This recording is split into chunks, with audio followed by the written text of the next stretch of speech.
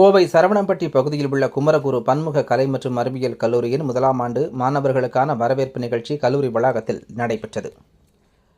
கோவை சரவணம்பட்டி பகுதியில் குமரகுரு பன்முக கலை மற்றும் அறிவியல் கல்லூரியின் முதலாம் ஆண்டு மாணவர்களுக்கான தொடக்க விழா ஸ்வாகதம் 2026 எனும் தலைப்பில் நடைபெற்றது.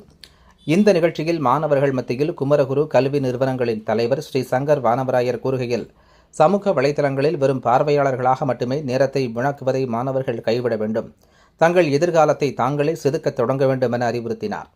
பள்ளிக்கும் கல்லூரிக்கும் உள்ள மிகப்பெரிய வித்தியாசத்தை சுட்டிக்காட்டிய அவர், இனி மாணவர்கள் ஆசிரியர்களின் வழிகாட்டுதலை மட்டுமே பின்பற்றுபவர்கள் அல்ல, அவர்கள் தங்களின் சொந்த பயணத்தின் எஜமானர்கள் என தெரிவித்தார்.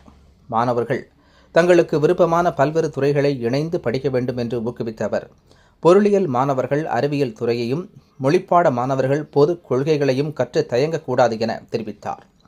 இந்த நிகழ்ச்சியில் கலந்து கொண்ட பெற்றோர்களிடம் தங்கள் பிள்ளைகளை கண்காணிப்பவர்களாக மட்டுமல்லாமல் அவர்களுக்கு சிறந்த வழிகாட்டிகளாகவும் உறுதுணையாகவும் இருக்க வேண்டும் என்று கேட்டுக்கொண்டார். முன்னதாக கல்லூரியின் முதல்வர் டாக்டர் சி. தீபேஸ்வர் வரவேற்புரையாற்றினார். 2018ஆம் ஆண்டு தொடங்கப்பட்ட இக்கல்லூரி குறுகிய காலத்தில் அடைந்த தேசிய அளவிலான வளர்ச்சிகளை அவர் பட்டியலிட்டார்.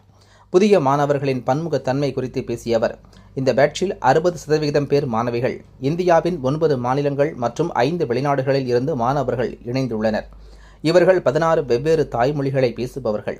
திறமையான மாணவர்களின் கல்விக்கு பொருளாதார சூழ்நிலை ஒரு தடையாக இருக்கக்கூடாது என்பதற்காக இந்த ஆண்டு சுமார் 70 மாணவர்களுக்கு NM ஸ்டெப் மற்றும் விளையாட்டுத் துறைக்கான கல்வி உதவித்தொகைகள் வழங்கப்பட்டுள்ளன என தெரிவித்தார்.